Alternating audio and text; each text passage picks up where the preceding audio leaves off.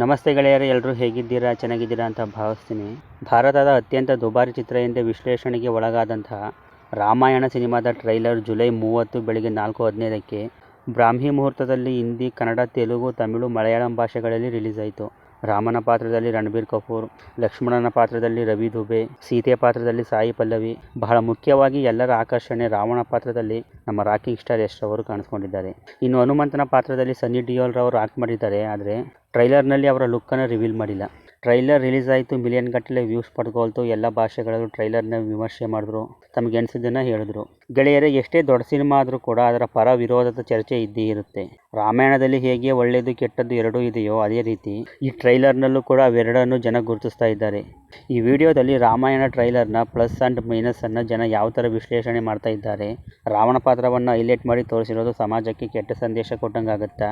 ಸೀತೆ ಪಾತ್ರಕ್ಕೆ ಸಾಯಿ ಪಲ್ಲವಿ ಸರಿ ಹೊಂದ್ತಾ ಇಲ್ವಾ? ಹಾಗೆ ಅನಿಮಲ್ ಹೀರೋನ ಜನ ರಾಮನಾಗಿ ಅಕ್ಸೆಪ್ಟ್ ಮಾಡ್ಕೊಳ್ಳೋದು ತುಂಬ ಕಷ್ಟನಾ? ಇದೆಲ್ಲದರ ಬಗ್ಗೆ ಈ ವಿಡಿಯೋದಲ್ಲಿ ಮಾತಾಡೋಣ. ಸೊ ವಿಡಿಯೋನ ಕೊನೆ ತನಕ ನೋಡಿ. ಗೆಳೆಯರೇ, ನಮ್ಗೆ ಗೊತ್ತಿರೋ ಹಾಗೆ ವಾಲ್ಮೀಕಿ ರಾಮಾಯಣದಲ್ಲಿ ಬರೋ ಪಾತ್ರಗಳು ಅಂದಾಗ ನಮ್ಮಲ್ಲಿ ಉಟ್ಕೊಳ್ಳುವಂತಹ ಭಾವನೆಗಳು, ರಾಮ ಅಂದರೆ ಒಂಥರ ದೈವಿಕ ಭಾವನೆ, ಲೋಕ ಕಲ್ಯಾಣಕ್ಕಾಗಿ ಜನ್ಮ ತಾಳಿದ ವಿಷ್ಣುವಿನ ಅವತಾರ. ಮನುಷ್ಯನ ಗುಣಗಳಿಗೆ ರಾಮಾಯಣದಲ್ಲಿ ಬರೋ ರಾಮನ ಪಾತ್ರ ಪಾಠ ಹೇಳಿಕೊಡುತ್ತೆ. ಹೀಗೆ ರಾಮ ಅಂದರೆ ಅಸಂಖ್ಯಾತ ಜನರ ಧಾರ್ಮಿಕ ಭಾವನೆ, ಸೀತೆ ಅಂದರೆ ಪತಿಯ ಸುಖ ದುಃಖಗಳಿಗೆ ಭಾಗಿಯಾಗಿ ರಾಮನ ಕೀರ್ತಿಗೆ ಎಂದು ಧಕ್ಕೆ ಬಾರದ ಹಾಗೆ ಪ್ರತಿ ಹೆಜ್ಜೆಗೆ ಹೆಜ್ಜೆ ಹಾಕಿದವಳು. ಭೂಮಿ ತಾಯಿ ಮಗಳಾದ ಈ ಜಾನಕಿಯ ತಾಳ್ಮೆ ಭೂಮಿ ತಾಯಿಯಷ್ಟೇ ತೂಕವಾದದ್ದು. ಇನ್ನು ರಾಮ ಲಕ್ಷ್ಮಣ ಅಂತ ಬಂದಾಗ ಅಣ್ಣ ತಮ್ಮಂದಿರು ಯಾವ ಥರ ಇರಬೇಕು ಅನ್ನೋದನ್ನು ಜಗತ್ತಿಗೆ ಇವೆರಡು ಪಾತ್ರಗಳು ಹೇಳ್ಕೊಡುತ್ತೆ. ಆದರೆ ರಾವಣ ಅಂದಾಗ ಪಟ್ಟಂತ ನಮ್ಮ ನೆನಪಿಗೆ ಬರೋದು ಅವನೊಬ್ಬ ರಾಕ್ಷಸ. ಸೀತೆ ಮಾತೆಯನ್ನು ಅಪಹರಣ ಮಾಡ್ದ, ರಾಮ ಲಕ್ಷ್ಮಣರಿಗೆ ತುಂಬ ಕಷ್ಟ ಕೊಟ್ಟ, ಕೊನೆಗೆ ರಾಮನ ಕೈಯಲ್ಲಿ ಸಾವಿಗೀಡಾದ. ಹೀಗೆ ರಾವಣ ಅಂದ ತಕ್ಷಣ ಅವನೊಬ್ಬ ವಿಲ್ಲನ್ ಅನ್ನೋದು ನಮಗೆ ಭಾಷವಾಗುತ್ತೆ. ಹಾಗಾಗಿ ಇವತ್ತಿನ AI ಯುಗಕ್ಕೆ ತ್ರೇತಾಯುಗದ ಪರಿಚಯ ಮಾಡಲಿಕ್ಕೆ ಹೊರಟಿರುವ ಈ ಪ್ರಯತ್ನದಲ್ಲಿ ರಾವಣನ ಪಾತ್ರವನ್ನು ಹೈಲೈಟ್ ಮಾಡಿ ತೋರಿಸಿರೋದು ನಮ್ಮ ಧಾರ್ಮಿಕ ಸಂಪ್ರದಾಯದ ಅರಿವಿಲ್ಲದೆ ಬೆಳೆಯುತ್ತಿರುವ ಇವತ್ತಿನ ಮಕ್ಕಳು ಹಾಗೂ ಯೂತ್ಗಳು ರಾವಣನ ಗುಣಗಳನ್ನು ತಮ್ಮ ಜೀವನದಲ್ಲಿ ಅಳವಡಿಸಿಕೊಳ್ಳುವ ಸಾಧ್ಯತೆ ಇರುತ್ತೆ ಅನ್ನೋದು ಕೆಲವರ ವಿಶ್ಲೇಷಣೆ. ಯಾಕೆಂದರೆ ಇಡೀ ರಾಮಾಯಣ ಸಿನಿಮಾದ ಪ್ರಮುಖ ಆಕರ್ಷಣೆ ಬಂದು ರಾವಣ ಪಾತ್ರ. ರಾವಣ ಪಾತ್ರದಲ್ಲಿ ಅಭಿನಯ ಮಾಡಿರೋದು ನಮ್ಮ ಮಣ್ಣಿನ ಮಗ ರಾಕಿಂಗ್ ಸ್ಟಾರ್ ಯಶ್ ಅವರ ಮಾರ್ಕೆಟಿಂಗ್ ಈಗ ಯಾವ ಲೆವೆಲ್ಗಿದೆ ಅನ್ನೋದನ್ನು ನಾವು ಸಪ್ರೇಟಾಗಿ ಹೇಳಬೇಕಾಗಿಲ್ಲ. ದೇಶದ ಪ್ರತಿಯೊಂದು ಹಳ್ಳಿಯಲ್ಲೂ ಪ್ರತಿಯೊಂದು ಮನೆಯಲ್ಲೂ ಇವರ ಸಾಧನೆಯ ಅರಿವಿದೆ. ಬಹುತೇಕ ಪ್ರೇಕ್ಷಕರು ರಾಕಿಂಗ್ ಸ್ಟಾರ್ ಯಶ್ ಅವರಿಗಾಗಿಯೇ ಸಿನಿಮಾ ನೋಡ್ತಾರೆ. ಅದರಲ್ಲೂ ಇದೇ ತಿಂಗಳು ರಿಲೀಸ್ ಆಗ್ತಾ ಇರೋ ಟಾಕ್ಸಿಕ್ ಸಿನಿಮಾ ಏನಾದರೂ KGF ಥರಾನೇ ಕ್ಲಿಕ್ ಆಯಿತು ಅಂದರೆ ಗ್ಲೋಬಲ್ ಲೆವೆಲಲ್ಲಿ ಇವರ ಹೆಸರು ಕೇಳಿ ಬರುತ್ತೆ. ರಾಮಾಯಣ ಸಿನಿಮಾ ಔಟ್ ಆಫ್ ಕಂಟ್ರಿಯಲ್ಲಿ ದೊಡ್ಡ ಮಟ್ಟದಲ್ಲಿ ಸದ್ದು ಮಾಡೋ ಸಾಧ್ಯತೆ ಇರುತ್ತೆ. ಹಾಗಾಗಿ ಸಿನಿಮಾದಲ್ಲಿ ರಾವಣನ ಪಾತ್ರ ಹೈಲೈಟ್ ಆದರೆ ರಾಮಾಯಣ ಎಂಬ ಮಹಾಕಾವ್ಯದ ಮೂಲ ಅರ್ಥವೇ ಬೇರೆ ರೂಪ ತಾಳಬಹುದು ಅನ್ನೋದು ಕೆಲವರ ವಾದ. ರಾಮಾಯಣ ಅಂದರೆ ರಾವಣ, ರಾವಣ ಅಂದರೆ ರಾಮಾಯಣ ಅನ್ನೋ ಥರ ಇವತ್ತಿನ ಇಂಗ್ಲೀಷ್ ಮೀಡಿಯಂ ಶಾಲೆಯ ಮಕ್ಕಳ ಮನಸ್ಸಲ್ಲಿ ಕೂತು ಬಿಡುವ ಸಾಧ್ಯತೆ ಇದೆ. ಹಾಗೆ ನೋಡ್ಕೊಂಡು ಹೋದರೆ ರಾಮಾಯಣವೇ ಆಗಲಿ ಮಹಾಭಾರತವೇ ಆಗಲಿ ಇಲ್ಲಿ ಬರೋ ಒಂದೊಂದು ಪಾತ್ರಗಳಲ್ಲೂ ಕೂಡ ಹೀರೋನೂ ಇರ್ತಾರೆ, ವಿಲ್ಲನೂ ಇರ್ತಾರೆ. ರಾಮ ಕೂಡ ಒಂದ್ಸಲ ಸೀತೆಯ ಪಾವಿತ್ರ್ಯತೆಯ ಮೇಲೆ ಅನುಮಾನ ಪಡೋ ಸನ್ನಿವೇಶ ರಾಮಾಯಣದಲ್ಲಿ ಬರುತ್ತೆ. ನನ್ನ ಪ್ರಕಾರ ಹೇಳೋದಾದರೆ ಈ ಆಲೋಚನೆ ಸರಿಯೇ, ಆದರೆ ಸಿನಿಮಾ ನೋಡೋದಕ್ಕಿಂತ ಮುಂಚೆ ಒಂದೇ ಅಭಿಪ್ರಾಯಕ್ಕೆ ಬರೋದು ತಪ್ಪಾಗುತ್ತೆ. ಇನ್ನು ರಾಮನ ಪಾತ್ರದಲ್ಲಿ ಕಾಣಿಸ್ಕೊಳ್ತಿರುವ ರಣಬೀರ್ ಕಪೂರ್, ಇವರು ರಾಮನ ಪಾತ್ರ ಮಾಡ್ತಾ ಇದ್ದಾರೆ ಎಂದಾಗಲೇ ದೊಡ್ಡ ಮಟ್ಟದಲ್ಲಿ ಪರ ವಿರೋಧದ ಚರ್ಚೆ ಆಗಿತ್ತು. ಅದಕ್ಕೆ ಕಾರಣ ಅವರ ಹಿಂದಿನ ಸಿನಿಮಾಗಳಲ್ಲಿ ನಟಿಸಿದ್ದಂತಹ ರೀತಿ. ನಿಮಗೆಲ್ಲ ಗೊತ್ತಿರೋ ಹಾಗೆ ಅವರ ಅನಿಮಲ್ ಸಿನಿಮಾವನ್ನು ನೀವು ನೋಡೇ ಇರ್ತೀರ. ಅಲ್ಲಿ ತುಂಬ ಬೋಲ್ಡಾಗಿ ಆ್ಯಕ್ಟ್ ಮಾಡಿದ್ರು ರಣಬೀರ್. ಹಾಗಾಗಿ ಸಡನ್ನಾಗಿ ರಾಮನ ಪಾತ್ರದಲ್ಲಿ ಕಂಡಾಗ ರಾಮನ ಉಪಸ್ಥಿತಿಗೆ ಅವರ ಮುಖಛಾಯೆ ಸರಿ ಹೊಂದ್ತಾ ಇಲ್ಲ ಅಂತ ಕೆಲವರು ಹೇಳ್ತಾ ಇರೋದು. ಹಿಂದಿ ಟ್ರೈಲರ್ನಲ್ಲಿ ಅವರು ಸೀತೆಯನ್ನು ಕರ್ಕೊಂಡು ಬರ್ತೀನಿ ಅನ್ನೋ ಸಂಭಾಷಣೆ ಹೇಳುವಾಗ ರಾಮನ ಗತ್ತು ಆ ಗಾಂಭೀರ್ಯ ಕಾಣ್ತಾ ಇಲ್ಲ, ಸಡನ್ನಾಗಿ ರಾಮ ಅಂತ ಮೈಂಡ್ಗೆ ಫಿಕ್ಸ್ ಆಗ್ತಾ ಇಲ್ಲ ಅನ್ನುವರು ಕೂಡ ಇದ್ದಾರೆ. ಅದು ಬಾಲಿವುಡ್ನಲ್ಲೇ ಜನ ರಣಬೀರ್ ಅವರನ್ನು ವಿರೋಧ ಮಾಡ್ತಾ ಇದ್ದಾರೆ. ಆಮೇಲೆ ಇನ್ನೂ ಕೆಲವರು ಟೀಸರ್ ನೋಡಿದಾಗ ನಮಗೆ ಆ ಭಾವನೆ ಇತ್ತು, ಆದರೆ ಟ್ರೈಲರ್ ನೋಡಿದಾಗ ಹಾಗೆ ಅನ್ನಿಸ್ತಾ ಇಲ್ಲ. ರಣಬೀರ್ ರಾಮನ ಪಾತ್ರಕ್ಕೆ ತುಂಬ ಚೆನ್ನಾಗಿ ಹೊಂದ್ಕೊಂಡಿದ್ದಾರೆ ಅಂತಲೂ ಕೂಡ ಹೇಳ್ತಾ ಇದ್ದಾರೆ. ಗೆಳೆಯರೆ, ಪೌರಾಣಿಕ ಸಿನಿಮಾ ಅಂತ ಬಂದಾಗ ಅದರ ಜೀವಾಳವೇ ಭಾಷೆ ಮತ್ತು ಸ್ಪಷ್ಟವಾದ ಉಚ್ಚಾರಣೆ, ಸಂಭಾಷಣೆಯ ಸ್ಪಷ್ಟತೆ ಮತ್ತು ಅದರ ಭಾವನೆ ಕಥೆಯೊಳಗಡೆ ನಮ್ಮನ್ನು ಕರ್ಕೊಂಡು ಹೋಗಬೇಕು. ಆದರೆ ಇದು ರಣಬೀರ್ ಕಪೂರ್ ಅವರಲ್ಲಿ ಕಾಣಿಸ್ತಾ ಇಲ್ಲ ಅನ್ನೋ ಮಾತುಗಳು ಕೇಳಿ ಬರ್ತಾ ಇದೆ. ನಾವು ಇದನ್ನು ಕೂಡ ಈಗಲೇ ಡಿಸೈಡ್ ಮಾಡೋಕೆ ಆಗಲ್ಲ, ಸಿನಿಮಾವನ್ನು ನೋಡಬೇಕು. ಇನ್ನು ಸೀತೆ ಪಾತ್ರಕ್ಕೆ ಸಾಯಿ ಪಲ್ಲವಿ ಅವರ ಆಯ್ಕೆ ಕೂಡ ಕೆಲವರ ಕಣ್ಣಿಗೆ ಸರಿ ಕಾಣ್ತಾ ಇಲ್ಲ. ಸಾಯಿ ಪಲ್ಲವಿಗಿಂತ ಶೂರ್ಪನಖಿ ಪಾತ್ರದಲ್ಲಿ ಕಾಣಿಸ್ಕೊಂಡಿರೋ ರಕುಲ್ ಪ್ರೀತ್ ಸಿಂಗ್ ಅವರೇ ಸೀತೆ ಪಾತ್ರಕ್ಕೆ ಸರಿ ಹೊಂದ್ತಾರೆ ಅಂತ ಕೆಲವರು ಸೋಷಿಯಲ್ ಮೀಡಿಯಾದಲ್ಲಿ ಪೋಸ್ಟ್ಗಳನ್ನು ಹಾಕ್ತಾ ಇದ್ದಾರೆ.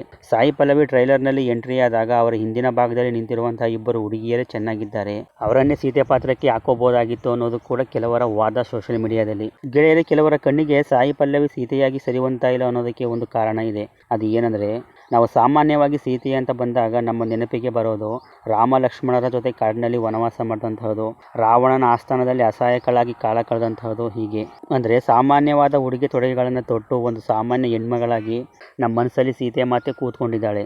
ನಾವು ಚಿಕ್ಕವರಿದ್ದಾಗ ಅಜ್ಜಿ ತಾತ ಕತೆ ಹೇಳಿದ್ದು, ಸ್ಕೂಲ್ನಲ್ಲಿ ಪಾಠ ಮಾಡಿದ್ದು ಕೂಡ ಇದೇ ರೀತಿ. ಆದರೆ ಟ್ರೈಲರ್ನಲ್ಲಿ ಸೀತಾಮಾತೆಯ ಎಂಟ್ರಿ ಆದಾಗ ಮಹಾರಾಣಿ ಗೆಟಪ್ನಲ್ಲಿ ರಾಜರ ಆಸ್ಥಾನದಲ್ಲಿ ಮಹಾರಾಣಿಯರು ಹೇಗಿರ್ತಾರೋ ಹಾಗೆ ಕಾಣಿಸ್ತಾರೆ ಮೊದಲಿಗೆ. ಆ ಕಾರಣಕ್ಕಾಗಿಯೇ ಸೀತೆ ಅನ್ನೋ ಭಾವನೆ ಕೆಲವರಲ್ಲಿ ಬರ್ತಾ ಇಲ್ಲ ಅನ್ನೋದು ನನ್ನ ಅಭಿಪ್ರಾಯ.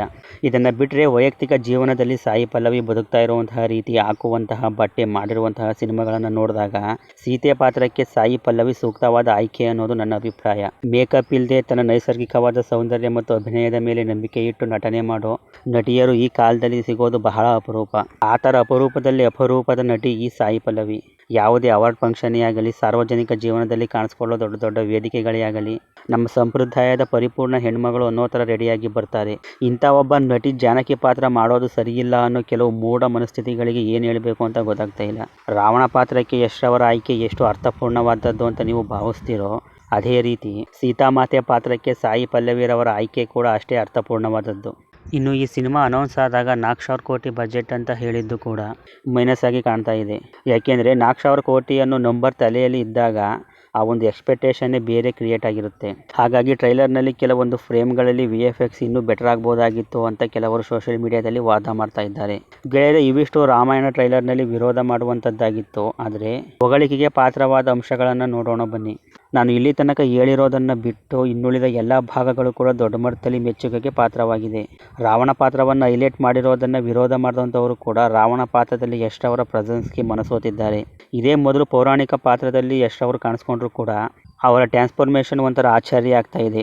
ಮೊದಲಿಗೆ ಟ್ರೈಲರ್ನಲ್ಲಿ ರಾವಣನ ಎಂಟ್ರಿ ಆದಾಗ ಯಶ್ ಅವರ ಸಂಭಾಷಣೆ ಪೌರಾಣಿಕ ಫೀಲ್ ಕೊಡಲಿಲ್ಲ. ಆದರೆ ಇಡೀ ಟ್ರೈಲರ್ನಲ್ಲಿ ಅವರ ಪ್ರೆಸೆನ್ಸ್ ನೆಕ್ಸ್ಟ್ ಸೆಕೆಂಡೇ ನಮಗೆ ಕನೆಕ್ಟ್ ಆಗಿಬಿಡುತ್ತೆ. ರಾಕಿಂಗ್ ಸ್ಟಾರ್ ಯಶ್ ಅವರು 2015ರಲ್ಲಿ ಹೇಳ್ಕೊಂಡಿದ್ರು, ರಾಮಾಯಣದಲ್ಲಿ ನಂದು ರಾವಣ ಪಾತ್ರ ಅಂತ. ಆವಾಗಲಿಂದನೇ ಪ್ರಿಪೇರ್ ಆಗಿದ್ರೇನೋ ಅನಿಸುತ್ತೆ ಕೆಲವೊಂದು ಫ್ರೇಮ್ಗಳಲ್ಲಿ. ಭಾರತದ ಅತ್ಯಂತ ದುಬಾರಿ ಚಿತ್ರದಲ್ಲಿ ನಮ್ಮ ಮಣ್ಣಿನ ಮಗ ಗರ್ಜಿಸ್ತಾ ಇರೋದು ನಮ್ಮ ಹೆಮ್ಮೆ. ಹಾಗೆ ಆಂಜನೇಯನ ಪಾತ್ರದ ಲುಕ್ ರಿವೀಲ್ ಮಾಡಿದರೆ ಇನ್ನೂ ತುಂಬ ಚೆನ್ನಾಗಿರ್ತಿತ್ತು. ಇನ್ನು ಬ್ಯಾಕ್ಗ್ರೌಂಡ್ ಮ್ಯೂಸಿಕ್ ಕೂಡ ಅತ್ಯದ್ಭುತವಾಗಿ ಮೂಡಿ ಬಂದಿದೆ. ಹಾನ್ಸ್ ಜಿಮ್ಮರ್, AR ರೆಹಮಾನ್ ರವರು ಪ್ರತಿಯೊಂದು ಸೀನ್ನಲ್ಲೂ ಪೌರಾಣಿಕ ಕಥೆಗೆ ಬೇಕಾದ ರೀತಿಯಲ್ಲೇ ಸಂಗೀತ ಸಂಯೋಜನೆ ಮಾಡಿದ್ದಾರೆ. ಟ್ರೈಲರ್ನಲ್ಲೇ ಈ ಮಟ್ಟಿಗೆ ಇದೆ ಅಂತಂದ್ಮೇಲೆ ಸಿನಿಮಾ ನೋಡಿದಾಗ ಥಿಯೇಟರ್ ಎಕ್ಸ್ಪೀರಿಯನ್ಸ್ ಅಂತೂ ಚಿಂದಿಯಾಗಿರುತ್ತೆ ಬಿಡಿ. ಆಮೇಲೆ ಯಶ್ ಅವರ ವಾಯ್ಸ್ ದೇವರಾಜ್ ಅವ್ರ ಥರನೇ ಇದೆ ಅಂತ ಸೋಷಿಯಲ್ ಮೀಡಿಯಾದಲ್ಲಿ ಚರ್ಚೆ ಆಗ್ತಾ ಇದೆ. ಯಾಕೆಂದರೆ ಆ ಥರ ಆ ಪಾತ್ರಕ್ಕಾಗಿ ಬದಲಾವಣೆಯನ್ನು ಮಾಡಿಕೊಂಡಿದ್ದಾರೆ ರಾಕಿಂಗ್ ಸ್ಟಾರ್ ಯಶ್ ಅವರು. ಇದೇ ಮೊದಲ ಪೌರಾಣಿಕ ಪಾತ್ರ ಆದರೂ ಕೂಡ ಇವರ ಇನ್ವಾಲ್ವ್ಮೆಂಟ್ಗೆ ಅಪ್ರಿಷಿಯೇಷನ್ ಬರಲೇಬೇಕು. ಗೆಳೆಯರೆ, ರಾಮಾಯಣ ಅಂದರೆ ಬರೀ ಸಿನಿಮಾ ಕಥೆ ಮಾತ್ರ ಅಲ್ಲ. ಕಮರ್ಷಿಯಲ್ ಮೈಂಡ್ ಸೆಟ್ ಇಟ್ಕೊಂಡು ಸಿನಿಮಾವನ್ನು ನೋಡೋಕೆ ಆಗಲ್ಲ. ಇವತ್ತಿನ ನಮ್ಮ ಬದುಕಿನ ಸುಖ ದುಃಖಗಳಿಗೆ ಉತ್ತರ ಕೊಡಬಲ್ಲ ಶಕ್ತಿ ಈ ರಾಮಾಯಣಕ್ಕಿದೆ. ನಮ್ಮ ದೇಶದ ಧಾರ್ಮಿಕತೆಯ ಕೇಂದ್ರ ಬಿಂದುವಾದ ಈ ಮಹಾಕಾವ್ಯವನ್ನು ನಾನು ಆಗಲೇ ಹೇಳಿದ ಹಾಗೆ ಇವತ್ತಿನ AI ಯುಗಕ್ಕೆ ಪರಿಚಯ ಮಾಡಲಿಕ್ಕೆ ಹೊರಟಿರುವ ಈ ಪ್ರಯತ್ನ ನಮ್ಮ ಹಿಂದೂ ಧರ್ಮದ ಸಂಸ್ಕೃತಿಗೆ ಯಾವುದೇ ಧಕ್ಕೆ ಬಾರದಂತೆ ಆಗಲಿ. ಈ ಹಿಂದೆ ಒಂದು ಸಿನಿಮಾ ಬಂದಿತ್ತಲ್ಲ, ನೀವೆಲ್ಲ ನೋಡಿರಲ್ಲ, ವೆಲ್ಡಿಂಗ್ ಮಾಡೋ ರಾವಣ ಯೇಸು ಕ್ರಿಸ್ತನ ರೆಪ್ರೆಸೆಂಟ್ ಮಾಡೋ ರಾಮ. ಆ ಒಂದು ತಪ್ಪು ಈ ಸಿನಿಮಾದಲ್ಲಿ ಆಗದೇ ಇರಲಿ ಅಂತ ಬಯಸ್ತೀನಿ. ನೋಡಲ್ಲ ಗೆಳೆಯರೆ, ಇವತ್ತಿನ ವಿಡಿಯೋ ಇಷ್ಟ ಆಗಿದ್ರೆ ಒಂದು ಲೈಕ್ ಮಾಡಿ. ನೀವು ರಾಮಾಯಣ ಟ್ರೈಲರ್ ನೋಡಿದ್ರೆ ನಿಮಗೆ ಏನು ಅನ್ನಿಸ್ತು ಅನ್ನೋದನ್ನು ಕಮೆಂಟ್ ಮಾಡಿ ತಿಳಿಸ್ಕೊಡಿ. ಅಕಸ್ಮಾತ್ ನೋಡಿಲ್ಲ ಅಂದರೆ ದಯವಿಟ್ಟು ಹೋಗಿ ನೋಡಿ, ಯೂಟ್ಯೂಬ್ನಲ್ಲಿ ಇದೆ. ಇದೇ ಥರ ವಿಡಿಯೋಗಳಿಗಾಗಿ ಚಾನಲ್ನ ಸಬ್ಸ್ಕ್ರೈಬ್ ಮಾಡ್ಕೊಳ್ಳಿ. ಫೇಸ್ಬುಕ್ನಲ್ಲಿ ಫಾಲೋ ಮಾಡೋದನ್ನು ಮರಿಬೇಡಿ. ಸಿಗೋಣ ಮುಂದಿನ ವಿಡಿಯೋದಲ್ಲಿ. ಬಾಯ್.